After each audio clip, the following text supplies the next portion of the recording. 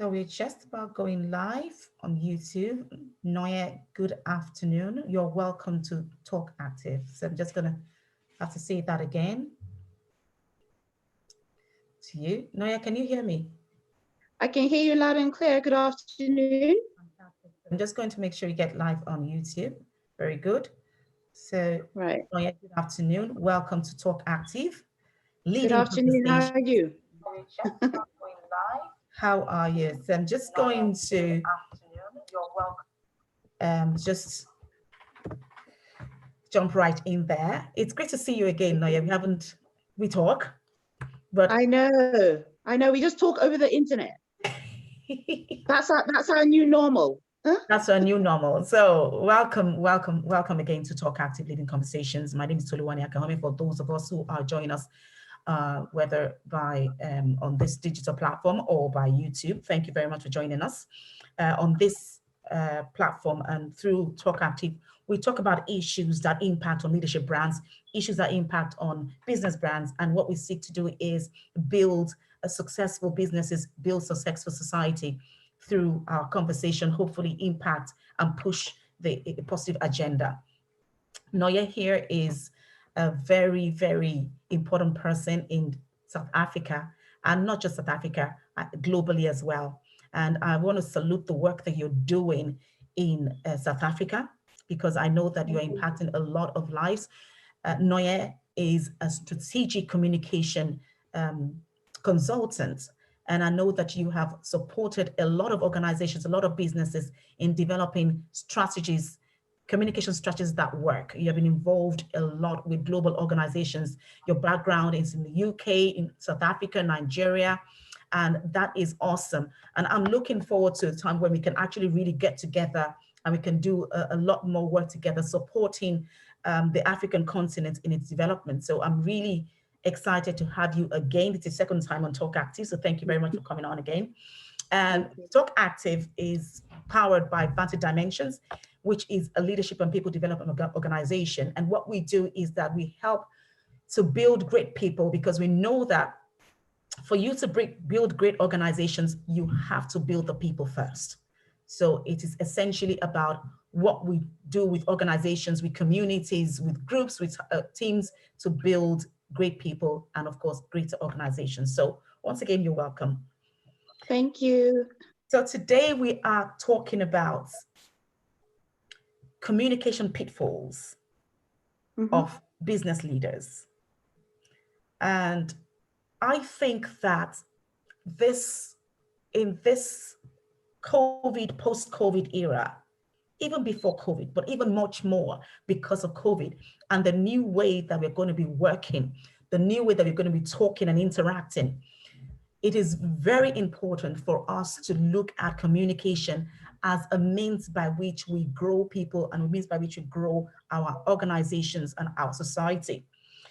I know, and you know as well, that communication is really, really strategic. It's very important to how we work in organizations, how we build people, how we build organizations.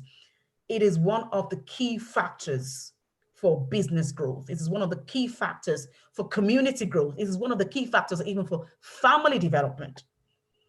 So if that is the case, does it not now mean that we should pay a lot of attention to it in a new era where we are going to be seeing maybe less of one another, and we're going to be relying on digital platforms and all of those new ways, new normals, to be able to deliver value to people, to clients, to different stakeholders?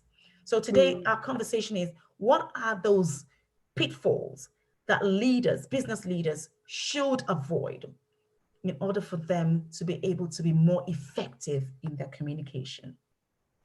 So, Fabulous. talk to us about that. Thank you. Yeah, that's great. I think one of the things I would say is that there is a saying that people leave organizations not because of the job, but sometimes because of their leaders. And that's a very powerful statement. So if people are leaving because of their leaders or their managers, what is happening? What is going on? Why are they leaving?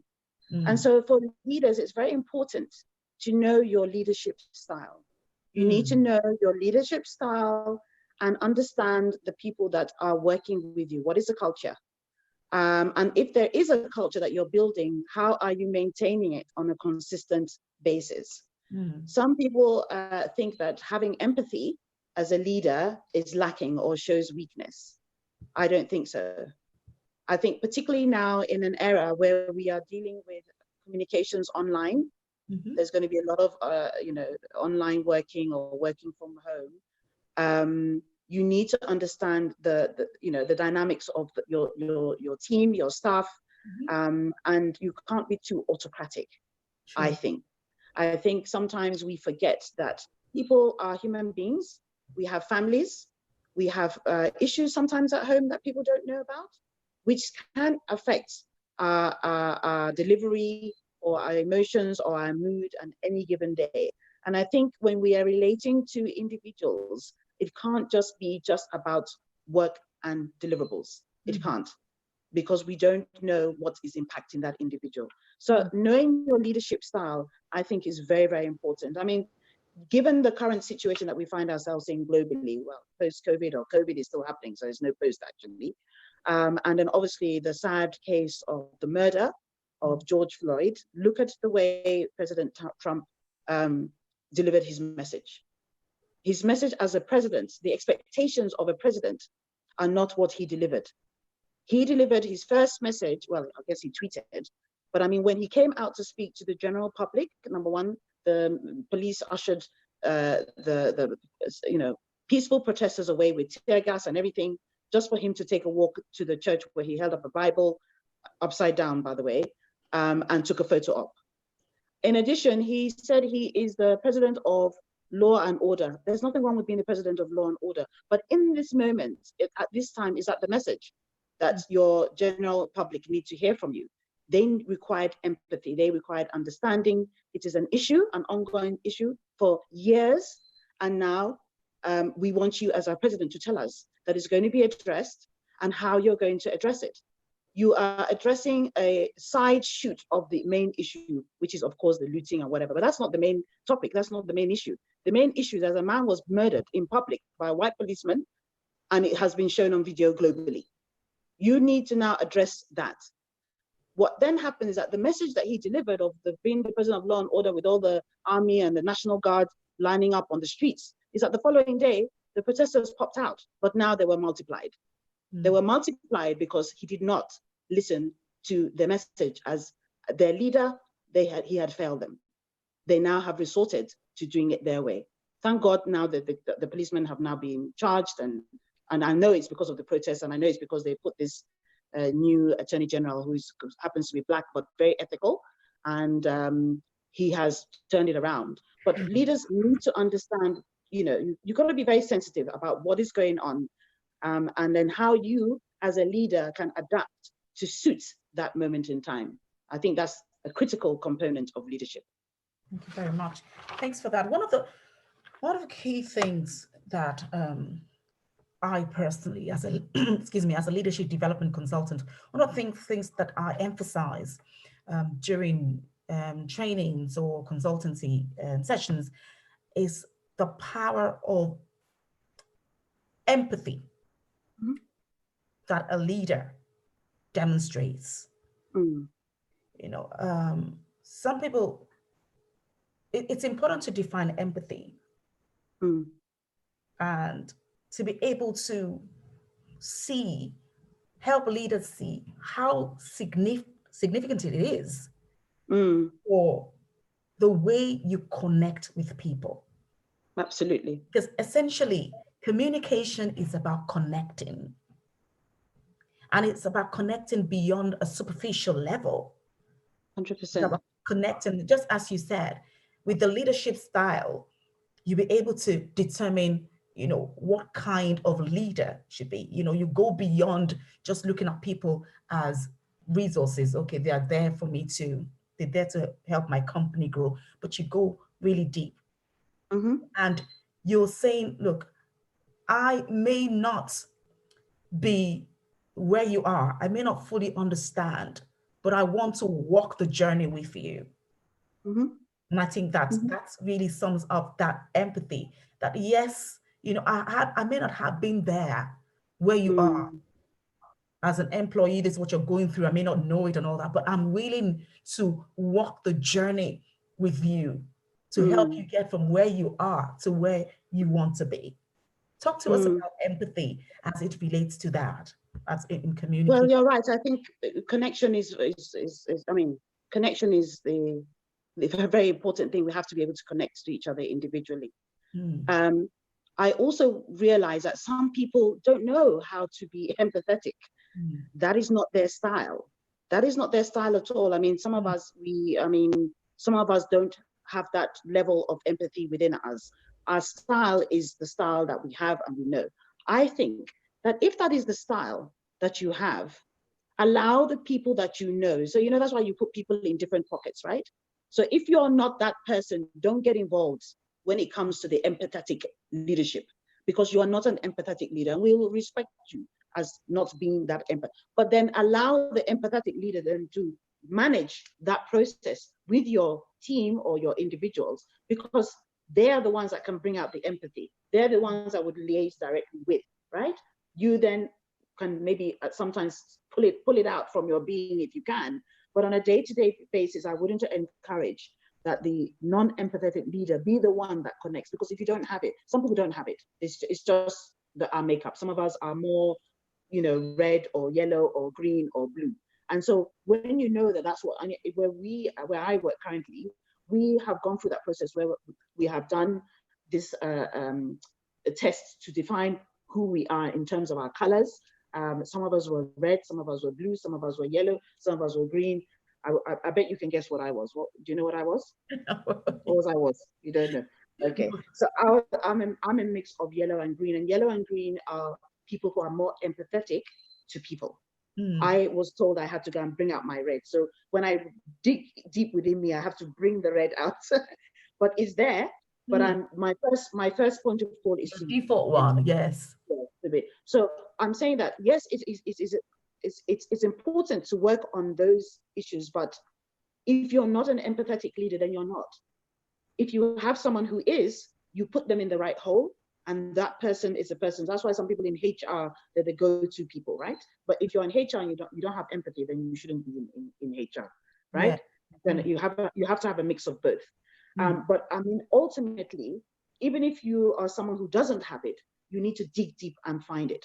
Because increasingly now, with the absence of coming together as a team, you're on a daily basis going to be working maybe more remotely than usual. How then are you going to connect?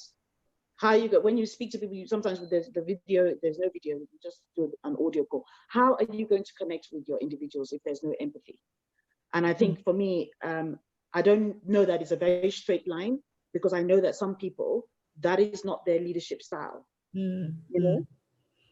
But I think that it helps to make a case for leadership communication, effectiveness leadership communication, when we're able to make that case, that empathy case.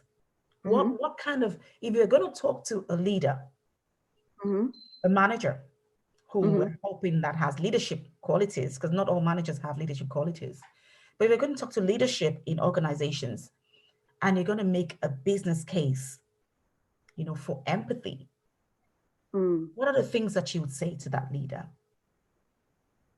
I'll say that they have to try and engage more with their teams, with their individuals. Like each individual is a human being, and each individual comes to work. Yes, each individual hopefully should deliver on the work that they're getting paid to do. Yeah. But outside of that, there are things going on with each individual. I mean, nothing stops somebody from. I sometimes ring up people just off the cuff, and like, hi, how you doing? Is everything okay?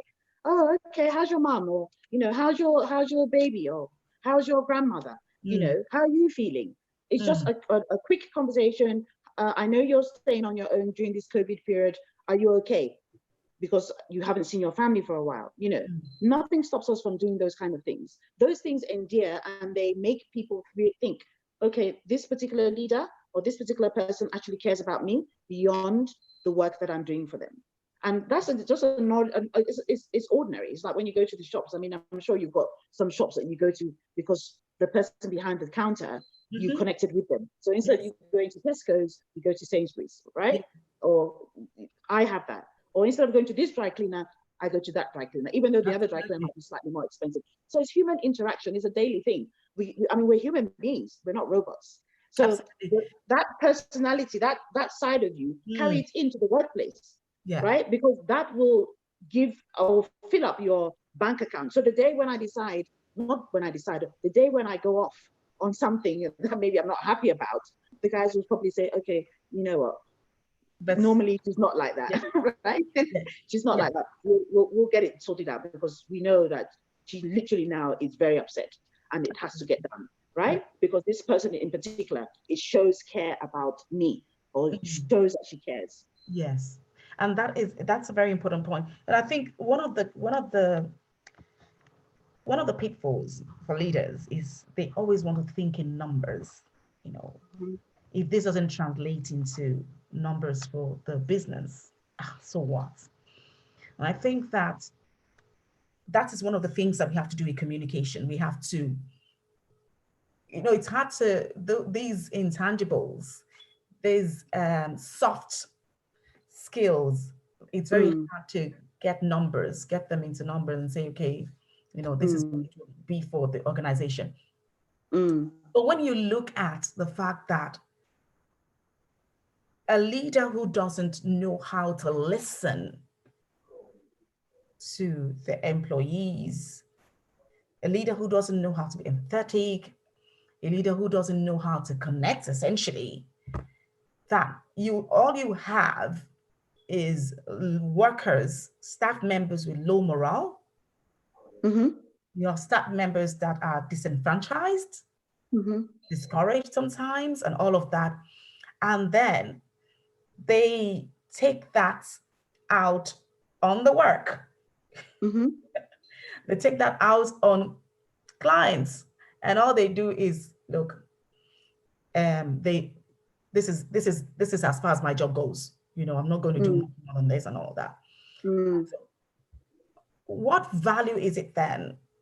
How do you think that we can help make that case for leaders? How do you think that we can bring it to them and say, look, this can be tied to the numbers? How best can we communicate that and say, look, this is central, this is key to growing your organization?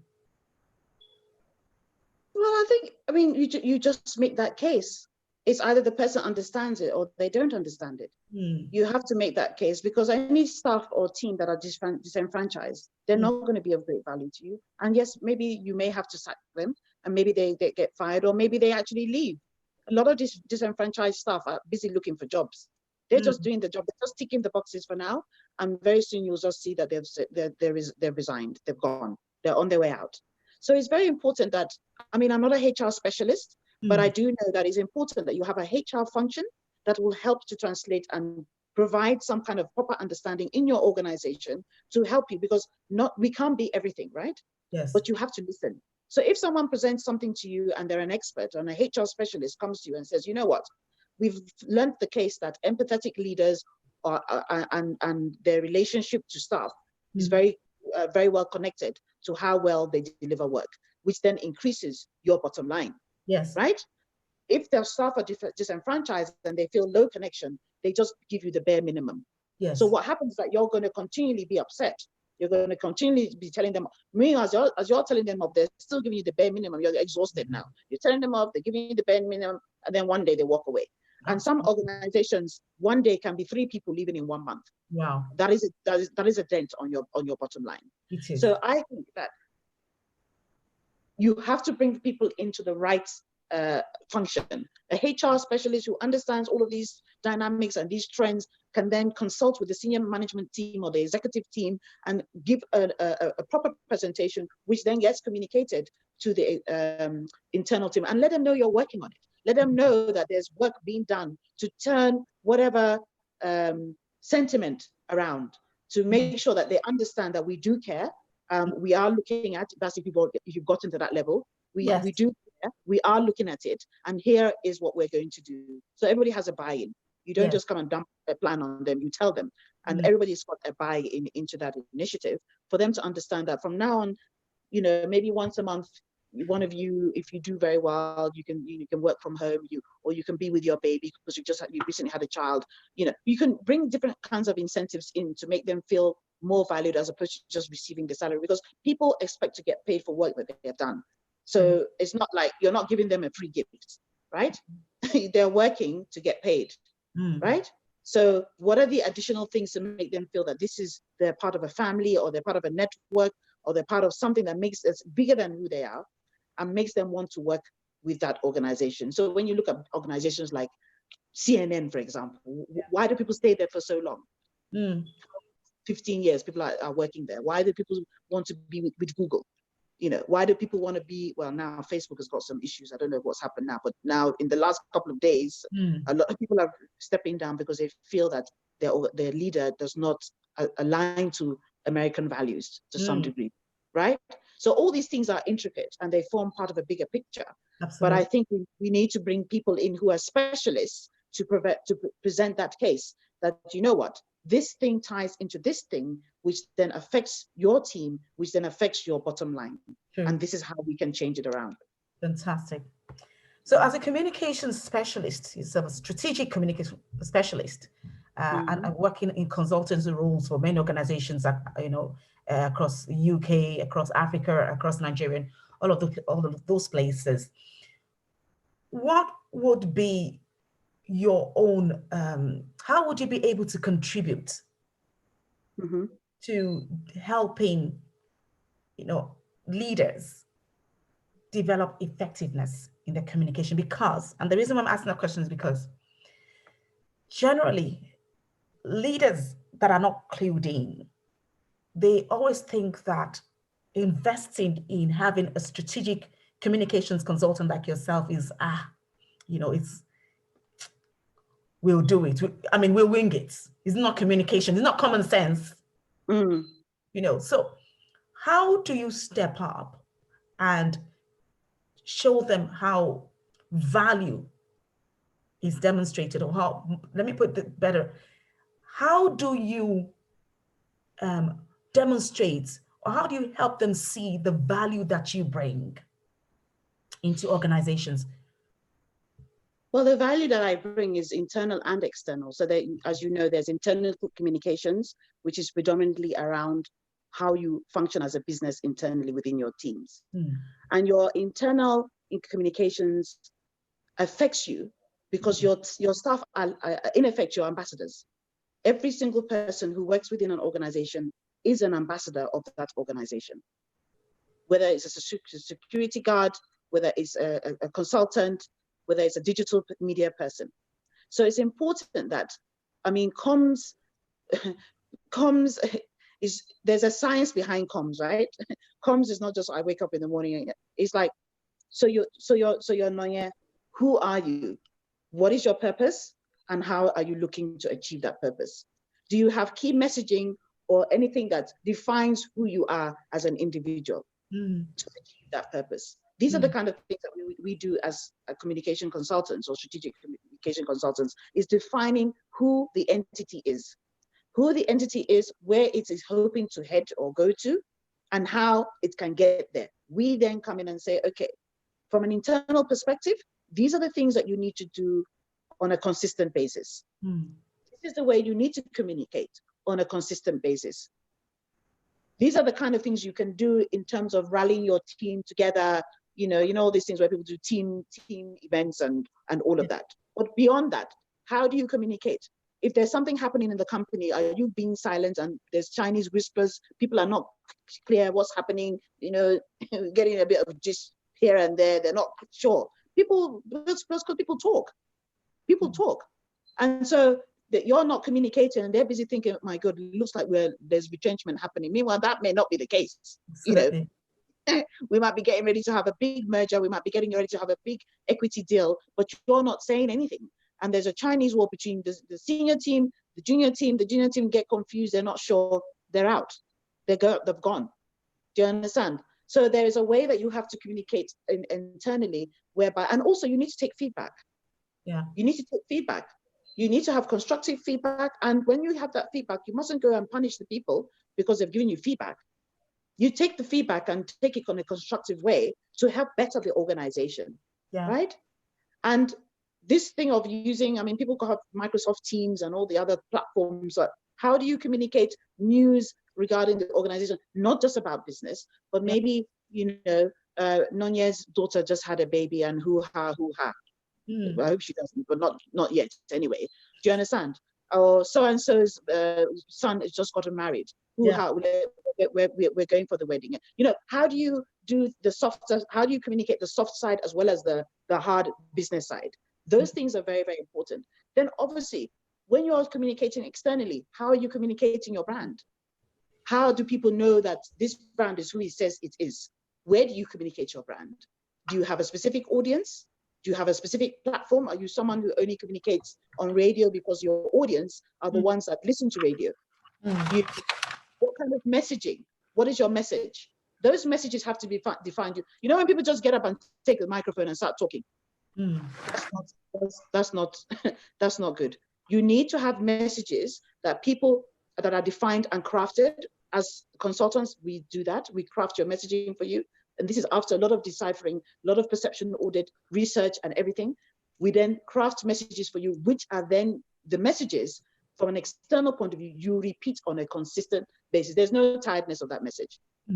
Nike just do it. I'm sure you've seen it from years beyond that. They changed the message. They haven't changed it because just do it is their message, right? So anything they do is around just do it, right? And anything they associate and anything they partner with is around just doing it, right? So those messages are messages that then help to define your organization. And then eventually people get to know Coca-Cola, you know, has been there for years. They still, if they say Coca-Cola felt that communications was not important, they wouldn't communicate because all of us drink Coca-Cola, right? Well, most of us drink Coca-Cola, you know, but they still communicate, they market their brand, right? You're doing it, yes. Yeah, from an internal perspective, it's very important. And also from an external perspective, but internal, I'm telling you, is very important because without your teams, you cannot function. True. You can be a leader, you can have the vision, without people to help implement that vision, nowhere. Sure. And you can't continue to turn over stuff. There must be a few loyal team people that are there, like your, I don't know what they call them. There's a name they call those people. So there's a visionary, and then you have the people, I don't think they're called gatekeepers or whatever. They're the ones that now go and implement. Microsoft, if to say Bill Gates was the only person at Microsoft, would it grow to this level? It wouldn't. Do you understand? Facebook, it wouldn't, right? So you have the leader who may have the vision, but may not have all the necessary skills that you are looking for. But then he appoints the people that, this is the HR consultant, empathy, this is the vice president, he can fill in when we're in gaps where I can't. And we're going to now employ specialists to head up different functions. But guess what? Throughout the company, there's a theme and there's an identity which must be maintained, and there's a culture that we want to bring to the organization that everybody can buy in, everybody can feel that they contribute to, which then motivates them to feel that this company is a company that, you know what, I could be here for the. I mean, I was speaking to someone the other day, and she said to me, why would I leave the particular company that I'm leaving? Because she said, it gives me all the benefits that I need. It's a job for life. And she was very clear about it. She said it's a job for life. She hasn't even had her first child yet. She said it's a job for life, and that's her motto. So she already bought into that organization, and she will obviously help to build that organization. True, fantastic. I mean, this is I'm just really, I'm really happy, you know, about the way you're articulating this, because, and I wish that, you know, a lot more leaders can hear what you're saying. What has been your most challenging experience with leaders when you try to help them see, you know, the value of effective communication and developing that kind of a strategic approach to communication in their own organization and in their own business, whatever it might be? What has been your most challenging experience? I think you need to buy trust. I think you need to buy trust. Relationship building is very important. If you're coming into an organization where they've done things in a particular way and it's worked for them to a particular extent, as a professional, you can't just come in and bombard your way in.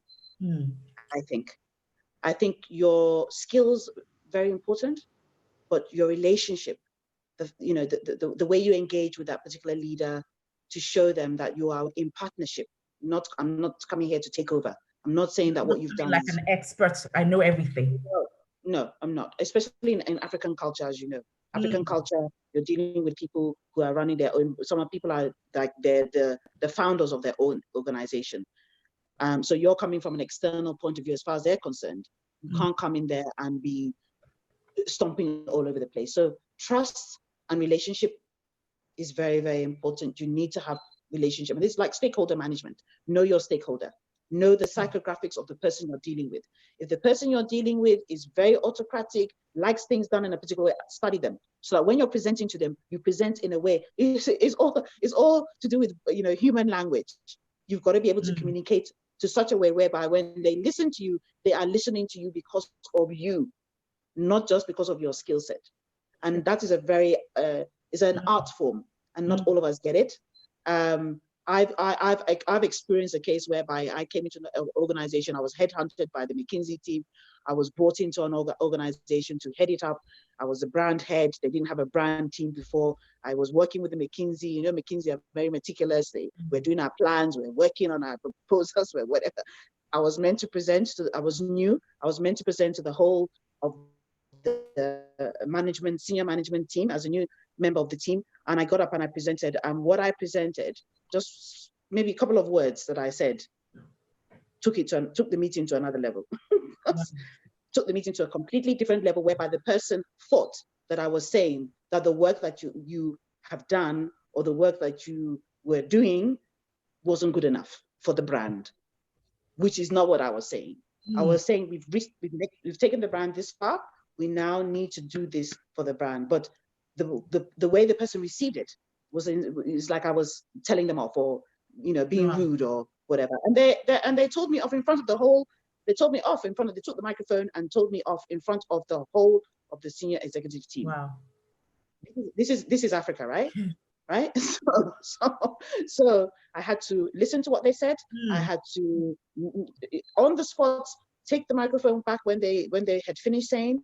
I had to apologize to the person and in front of the team, re-articulate what I was saying. And then after that, I spoke to a couple of people and they said, if you want to work with this person, this is the way you have to work. I then began to understudy that person. Eventually, people felt that I was her daughter because I became so close to her. People thought I'm an extension of the family. What they didn't know is that I took time to understand how to communicate this person, to get the person to do the things that I felt that was needed to be done to make sure that the brand was communicated effectively. It was a lot of work, but we got there. That's a fantastic story, and it really brings the point home. So just picking up on that cultural dimension that you alluded to just in your previous comment, when you're dealing with Africa, it's just a different. If you lived in the West and you used to work in the West, it's just a different kettle of fish altogether. One of the things I know that in our own culture as Africans, one of the things I know that we don't often use is affirmation in communication. That our communication becomes more effective because we are affirming this person, or we are affirming our staff. Talk to us about that. How can business leaders avoid that kind of pitfall where the leaders, where the people that work with them, that serve their interest, don't get the kind of affirmation that they need? Yeah. Well, they need to get it. If someone does well, you have to applaud them. Yeah, but the culture, it's not anti-affirmation, but it just doesn't see the value. How can we help leaders? Well, again, I can only be point blank about it. It is important to affirm just the same way they like to be affirmed, the same way they like to receive awards and accolades and praise. Especially in African culture, we like all the awards, we like all the praise, we like, oh, number one institution, number one, you know. The way you as an institution or a leader like it is the same way your team need to also be affirmed. The same way you as an individual likes to be affirmed, the same way, even in your family, you affirm your children, right? You affirm your partner, your spouse. You also want to be affirmed when you've done something good. It's a natural phenomenon. It's not rocket science. It's very important. I don't know how I can tell somebody not to affirm you. It's something that is a need. It's a need state to affirm your employees, to recognize. And there's why when HR, they always do these things where they say, we recognize talent, or we recognize that so-and-so is performed the best, or we recognize that so-and-so has done so well, they're going to be promoted. How do you, I mean, it's something that is very, very valid.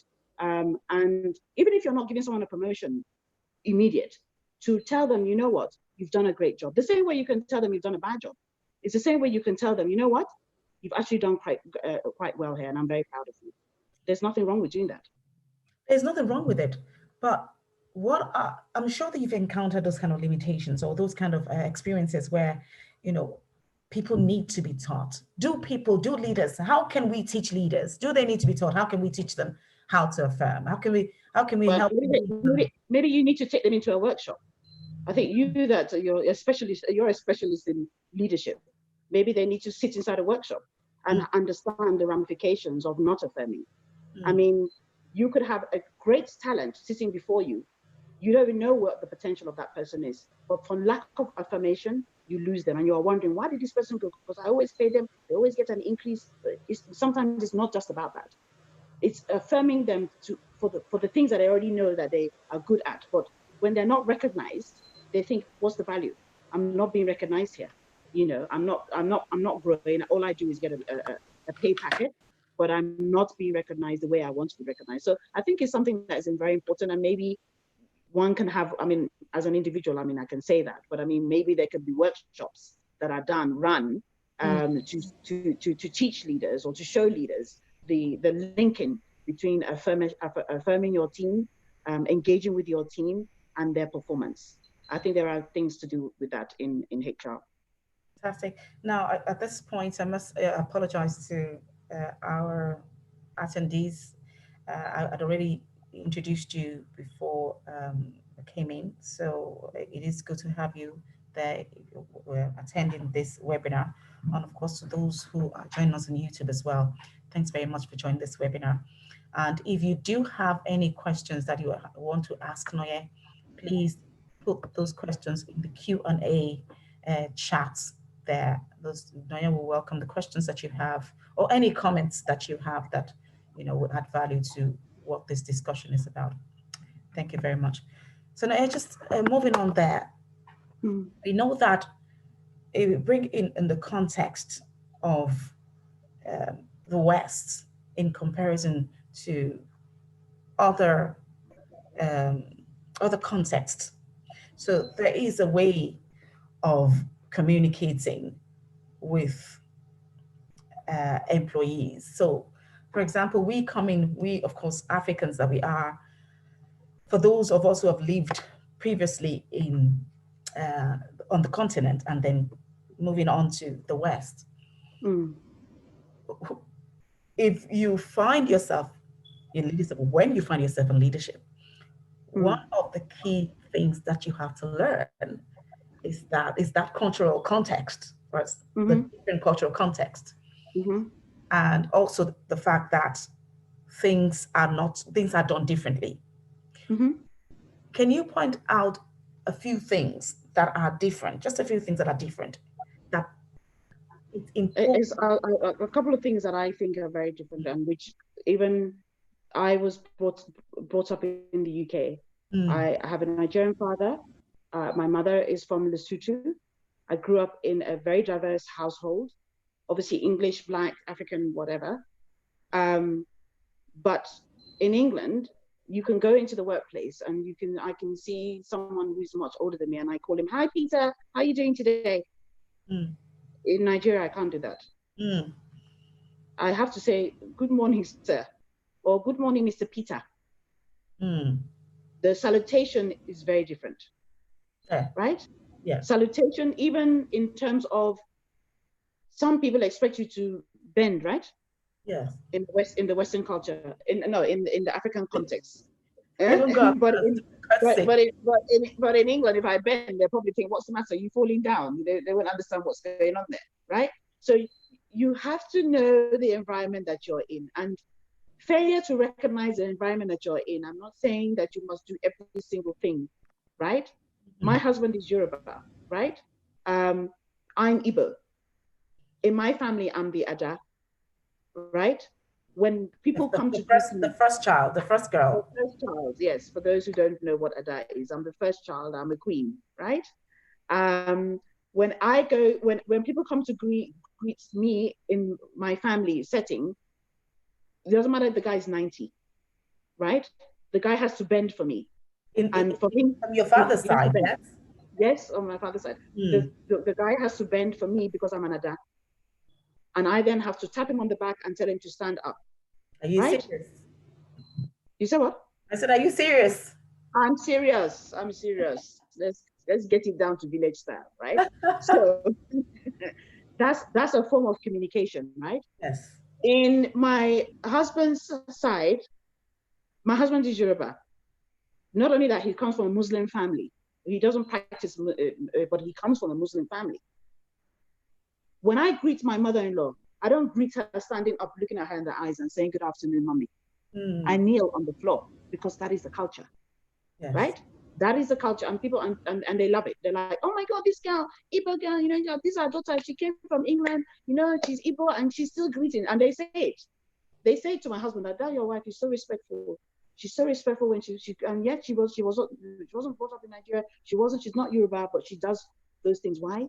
Because it's their culture and it's what my husband would obviously like for me to do. He has never told me to do it. He's never forced me to do it. I just watch with my eyes and see how will this work? How am I going to get this woman to love me, to know that I'm involved? You're an integral part of the family. I'm in her family. Yes, so that when I call her, the people say now that when she asks about me, she has a soft spot for Noye. She has a soft spot for me. In the workplace, I'm not saying that you have to do all those things, obviously, but you must recognize culture. We don't just call in people's names anyhow. In Africa, we don't do it. Even in South Africa, we don't. We don't.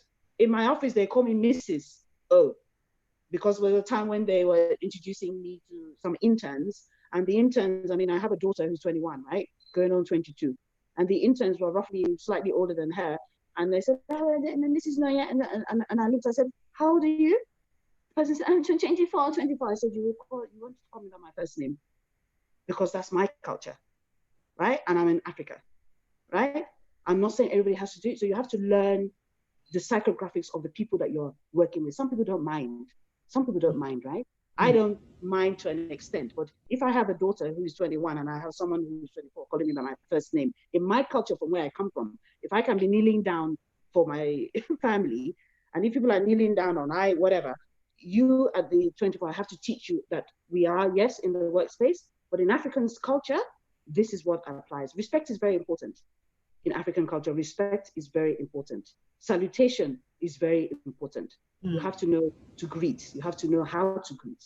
You have to, sometimes that deference can be too much, but you need to know when to apply it to get what you need. Because stakeholder engagement is like, now, if you want things to happen for you properly, sometimes know about somebody's family. Know about who just gave birth and is going for a christening. Sometimes you may even have to go. You know how those things are. It's not that you have to go, but sometimes it's like, "Oh, madam, I had a baby and you didn't even come. You didn't even greet me." You don't know what that you attending means to them. It means a lot. If they find that you came to their little wedding or their ceremony, you have then brought so much stakeholder value, and that empathetic side that you're talking about, you brought into it, right? So those are some of the differences I would say from an African context. But in England, it's like, I'm getting married next week. I mean, so if you haven't got an invitation, you're not coming, right? So, but in Africa, it's very different. True. True. But when we not talk about, some people argue then that, we live in a global world and effectiveness in communication should as much as, we value culture and all that, that we should focus more on the culture of the organization and on cultures to do with ethnic cultures or cultures from different continents or places in which we were born and all that.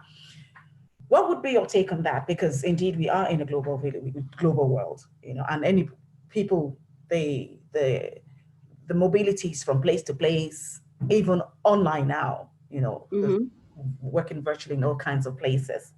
Mm-hmm. How do we navigate that uncharted waters for many people, uncharted waters, when they bring that point and say, look, in a global village, all I need to know is organizational culture. I don't really care whether this person is from whatever, this person is from whatever. How can we? How would you? Sometimes you have to care if you want to get buy-in. You're gonna have to care. Do you understand? If so, we're a global village, but still, I mean, if you were addressing a president, would you call him? If it was, President Kagame, you just say, "Hi, Kagame," because you're online. Huh? Would you? I mean, how would you greet him? Oh, I mean, your Excellency. I mean, exactly how presidents, Yeah, Kagame, right. whatever. If you were greeting someone in the village, a chief, would you just say, "Hello, Obi"? Of course not. No. No, but I'm saying so. You do all the proper prostrating and bowing and all of that. Yeah, but what I'm just saying is that we have organizational culture, Yes. but the people that are within that organization are human beings. Yes. And you were earlier on talking about empathy and connecting and knowing how to connect to human beings, right? Know how to connect with them. If you know how to connect with people, you will get an easier way of getting better results, right? Better stakeholder engagement. Why do people talk about stakeholder engagement? People talk about stakeholder engagement because it's the art of developing relationships. And you cannot develop a relationship with someone if you don't try to understand them and their background and what you can't just have a relationship with someone. We're Africans, so I will always advocate for that. We talk about things to do with businesses in Africa. You think business in Africa is just because it's a global village? People know people behind the scenes. They have to know. They must make a visit. They must pick up the phone and call. If someone is doing business with Dangote and suddenly, God forbid, anything happens to him, when they pick up the phone and call and find out how is it, oh, I heard it's your birthday. Oh, those are like the softer sides to business. So whether we're in a global village or not is important. And I'm sure also in the Western world, maybe not to the same degree that we do, but it's nice for people to feel nice. I saw something the other day where they were saying that during COVID, they're doing something called adopt a grandmother. And these little children are now signing on to be grandchildren of people who are in care homes. Why is that? Because the care homes, the people are on their own, nobody can visit them, but now they can talk to children through the internet, right? That's a relationship building thing to keep them happy, to keep them warm, and so hopefully they don't, get ill, right? Because now nobody can go anywhere to see anybody. And I thought this is a wonderful initiative. Adopt a grandmother or adopt a grandchild. And every week they have a session with a 5-year-old or a 10-year-old who they've never known from before, right? Who now they develop a relationship with, right? So whether it's a global village or not, relationship building, cultural context, you have to know the cultural context. You cannot adapt something that belongs to Ireland and plonk it in South Africa. It's not going to work, right? And vice versa. You've got to know the context. And also in Africa, you cannot take something that's meant to be Nigeria and plonk it in Ghana just because we're all Africans. That doesn't work. And right? just because, yes. And just because global world does not mean that, individual cultures are totally eroded. Are totally gone. No, yeah. Fantastic. I mean, this conversations that we really must continue to have in order to build successful organizations, I believe. Right. A lot of small businesses also, of course, small business owners are business leaders as well. And these are, from my experience, some of the things that they struggle with, that they want to know how best can I be effective in my communication with my clients? How best can I be more effective in my communication with the different stakeholders that I have? How can I, now that we have more of the online, virtual, remote working and all of that, how can I be more effective? So that's the last question I'm asking you. In the midst of all of this, the fact that you, a business leader, you have, you know, some of your staff working in this place or that place and all that, how can we best use now these digital platforms? How can we maximize, how can we optimize their use for effective communication? Well, I can give you an example of what we currently do now is that we tune in every 2 days officially. So every 2 days we tune in and we talk about challenges and successes. So our first meeting on a Monday will be a normal business update. Wow. Everybody will talk about what they're doing for the week, what they did last week, what was it. Then the following 2 days within the week. So you have the Monday, you have the Wednesday, you have the Friday. Those 2 days are how, what was your challenges, or what are your challenges, what are your successes. Midweek, we all have that. And on Friday, we do the same. Outside of that, I encourage people to talk behind the scenes. I call it talking behind the scenes. I'm like, guys, don't just wait until the session, right? Let's talk behind the scenes. If you've got any issues, if you want to talk. And on top of that, I then can do a call where I just say to them, I'm just checking up on you. I'm just finding out how you're doing. It's not a work chat. Are you all right? Okay. Oh, you're learning how to cook. Okay, you're learning a new language. Oh, okay, you're not feeling well. Have you taken this? Have you taken that? Right? And I encourage that. And I say to them, don't think that I don't need those kind of phone calls myself, because I myself, I'm a human being. The fact that I may be a leader doesn't necessarily mean that I'm not human, right? I also will feed off people that ask and check on me. And guess what? I notice that when people do ask and check it on me, my soft spot for them becomes even softer, because I'm thinking they took the time to check on me, right? And I'm hoping that the same way that I do, that their soft spot their soft spot for me becomes even softer, because they're thinking to themselves, Nonya has checked in on me. She actually does care about me, and it's not always about work. So I would encourage like an ongoing a way for you as an entity to engage with your staff, so you're not always telling them, oh, have you done that? Oh, checklist. Oh, meanwhile that you don't know whether the person, I mean, this is COVID. Some people, they've been evicted from homes. They're going to be evicted from their homes. Some people, they don't have enough money. Maybe they're people that they have families that rely on them for income. Maybe their income has now become reduced. We don't know. I mean, people have been furloughed. Right? So if you've been furloughed, it means you have no income coming in, or you've got half of your income coming in. We don't know what people's situations are. So it's nice to check on people. Don't become an over-checker, because sometimes when you over-check, when you see your phone, it's like, what is this? What does this person want? Right? But I would encourage ongoing engagement. And then for businesses that are looking to be effective, like I said earlier, you need to define who you are, what your vision is, what your purpose is, and then we then need to help you to create messaging. That messaging is what you're going to repeat on a consistent basis, whether it's online, whether it's offline. You need to identify who is the key spokesperson for your organization. You need to be topical. You need to talk about your business. You need to talk about trends in your business. You need to be like a thought leader, so that people, when they hear, oh, Toluwa, they know that Toluwa, this is her area and this is what she speaks about. So we're actually going to listen to what she says, because she's quite thorough. Fantastic. Thank you so much. We could actually go on and on. I just love listening to you, because you just have, this way of articulating your words, and I'm just fascinated. Thank you so much. It's just been really of value. And I'm hoping that I am definitely going to share this video, because I think that, a lot of people need to hear this. A lot of people need to be reminded, there's some things happening like common sense, and it's common sense, but common sense is not always common. And if we indeed imbibe that common sense much more, we'll see much more growth in organizations. And even as you were speaking, I was checking, because I'm a leader as well, and not just in my own organization, but also in my community. And I'm thinking to myself, have I shown enough empathy, even during this COVID period? Have I called people enough? Have I actually demonstrated that I care for them? Because post-COVID, the effect of what we've done or haven't done during COVID will show. 100%. Everything is about communication, isn't it?